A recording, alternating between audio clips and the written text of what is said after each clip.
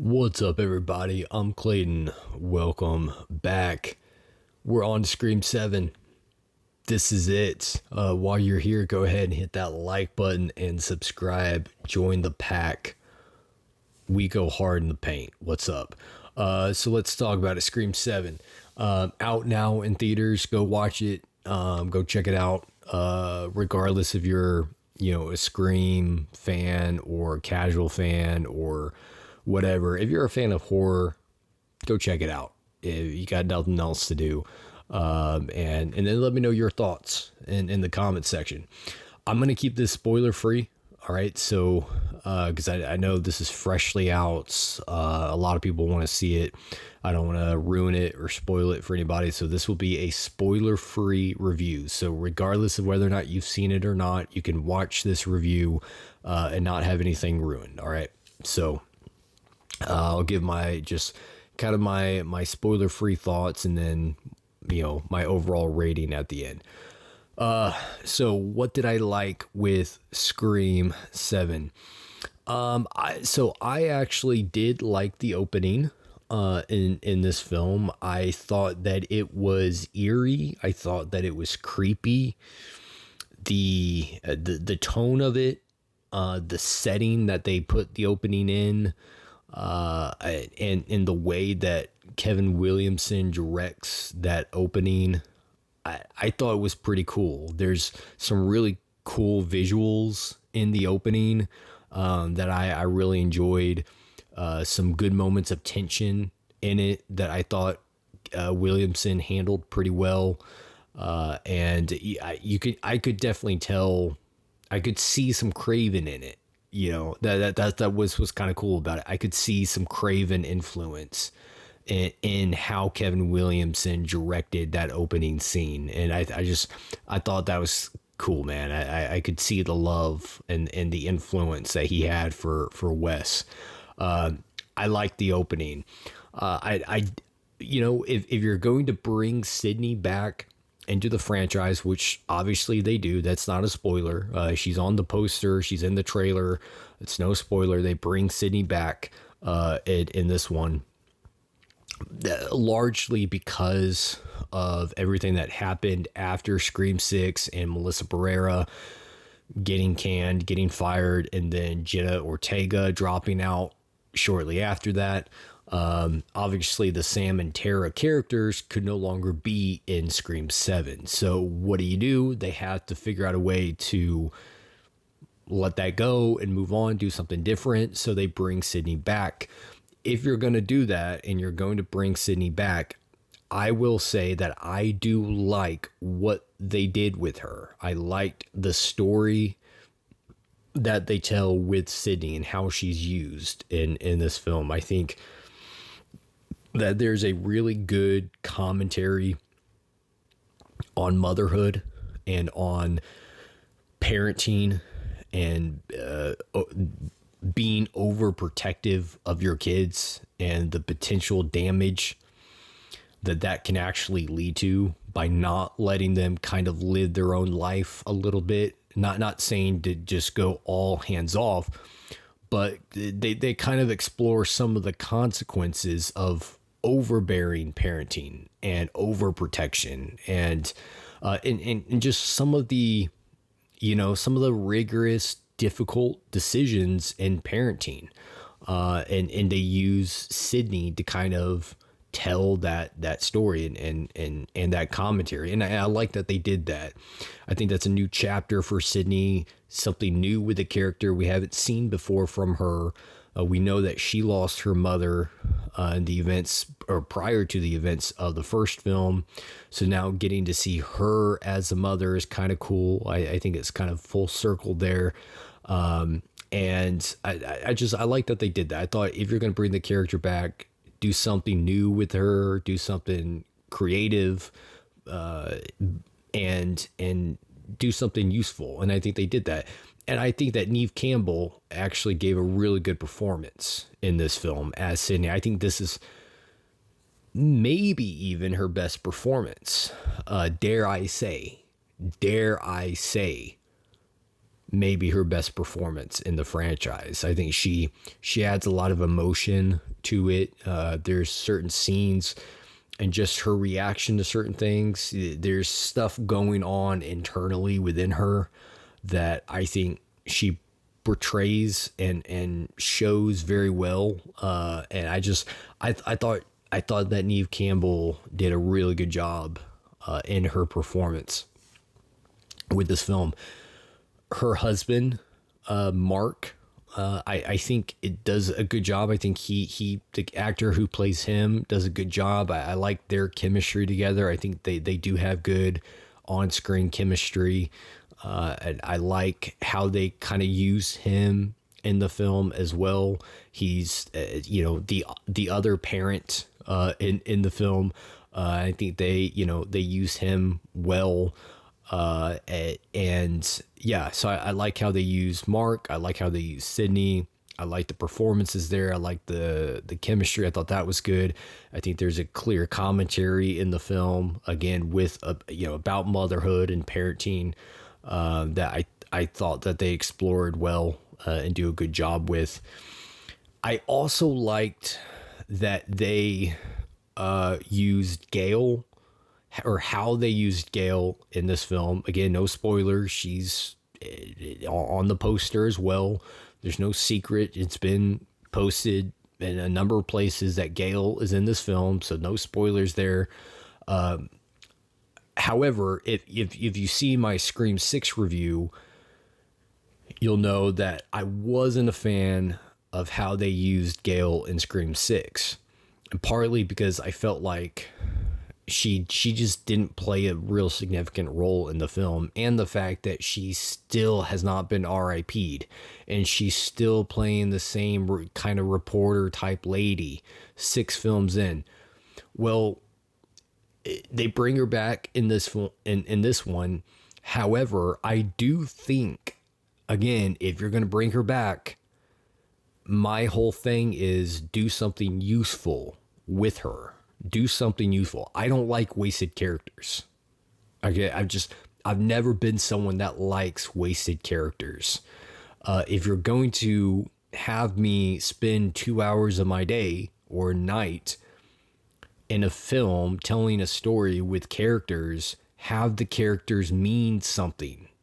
Give them something to do. Don't just have me, or try to get me invest with wasted characters that don't really serve any significant role to the film. And I will say, I think in Scream 7, Gail actually has something to do.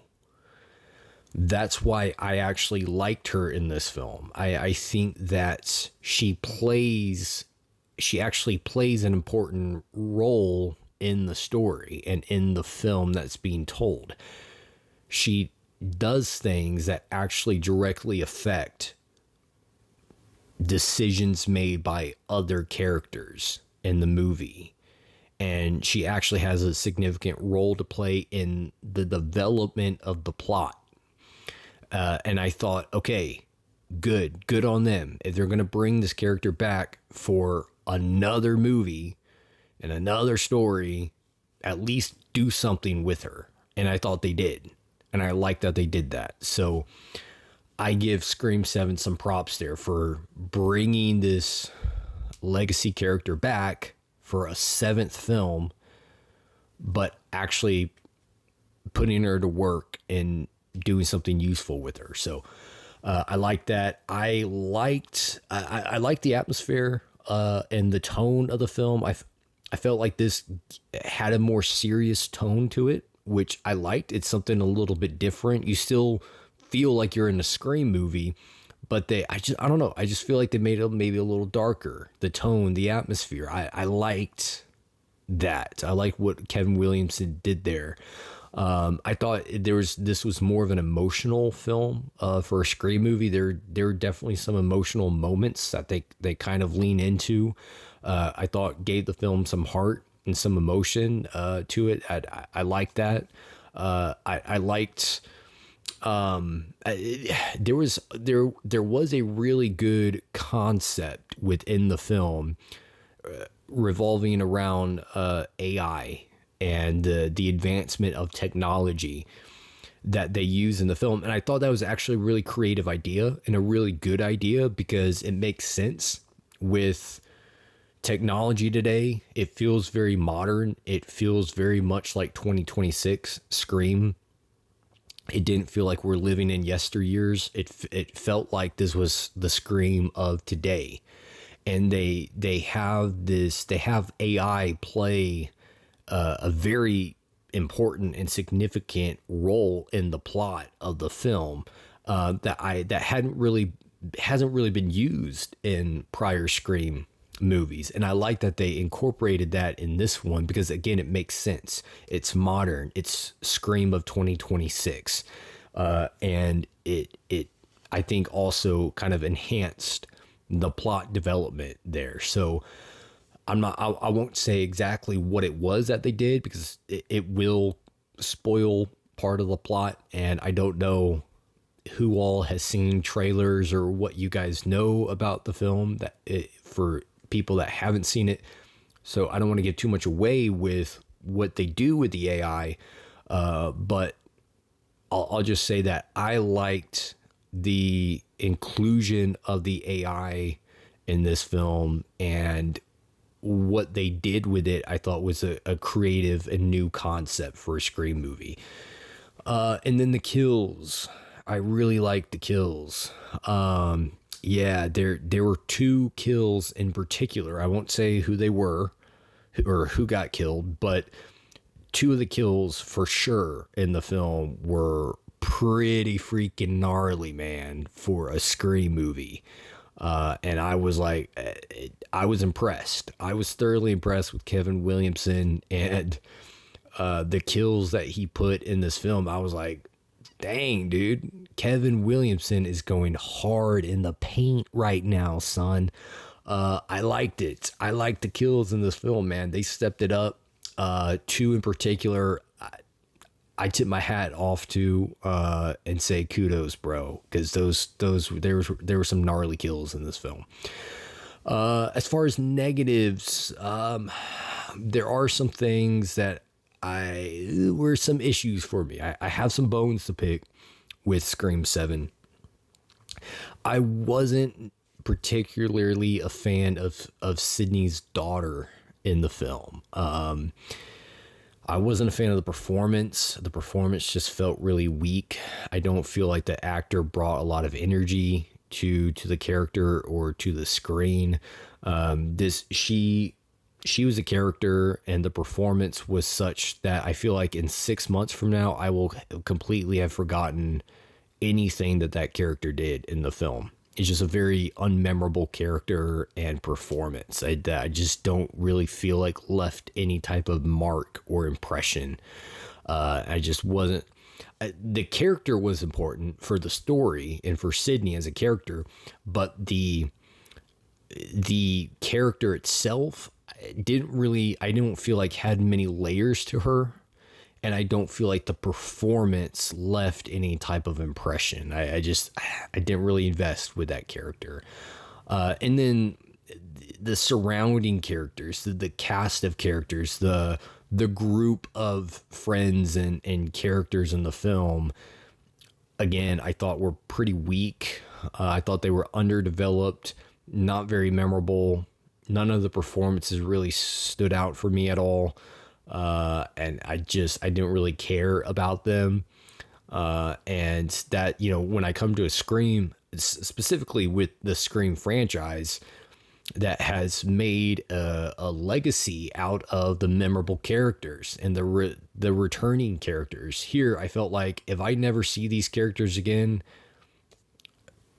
I'm not losing any sleep over it. You know what I mean? Like they're not the characters, the surrounding characters here just didn't really do much for me.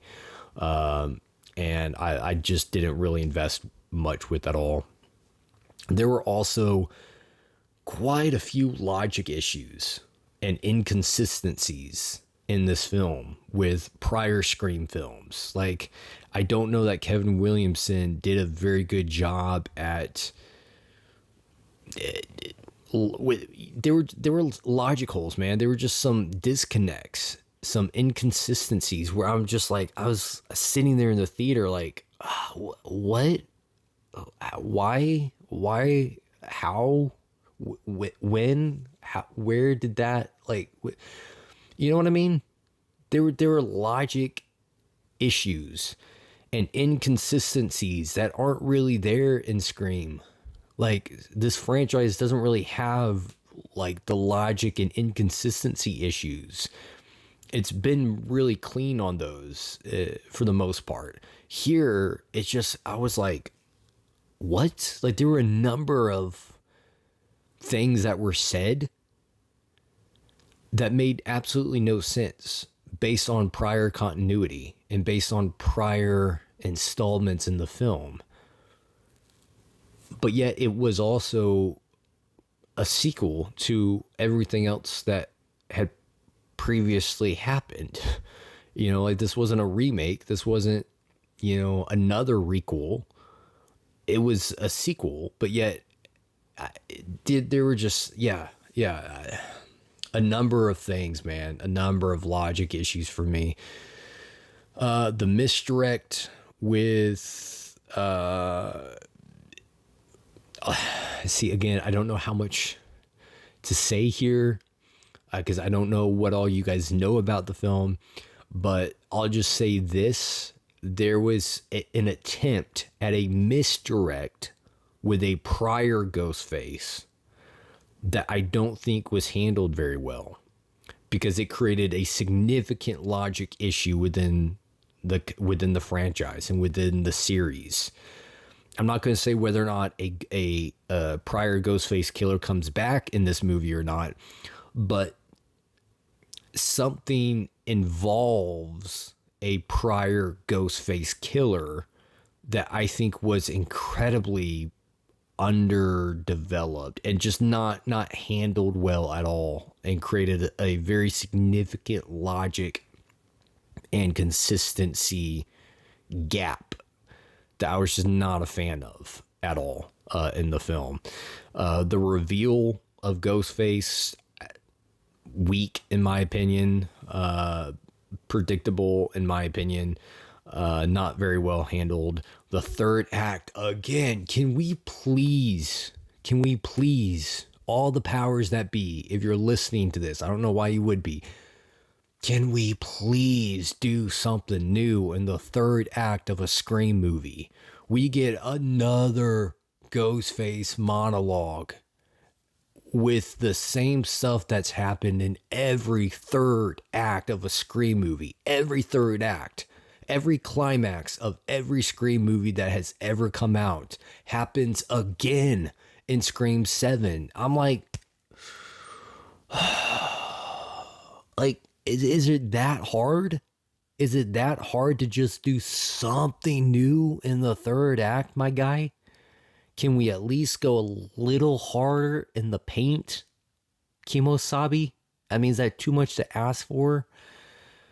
Please, give me something new in the third act. Okay, that's all I'm going to say. That third act, I literally dropped this film down an entire tier in my ranking just due to that third act alone. I was like, okay, to me, I just can't anymore with this. Like, the fact that we're 7 movies in, and still can't think of anything else to do with the climax of one of these movies in the third act. And then the motives were weak.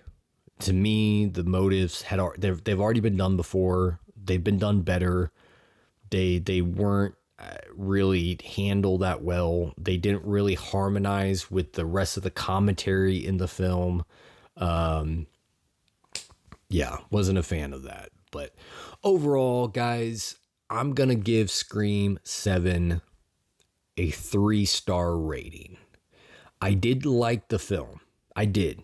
I enjoyed myself. We had a very lively crowd in the theater the night I saw it, which was very cool. Very lively crowd. I had a good time with it. I enjoyed it. I liked it. But had some issues. We got to go harder in the paint. with the next one. I'm just going to say that. Watch the film, check it out. Let me know your thoughts in the comments section. And until next time, you freaks, kick it and rock on.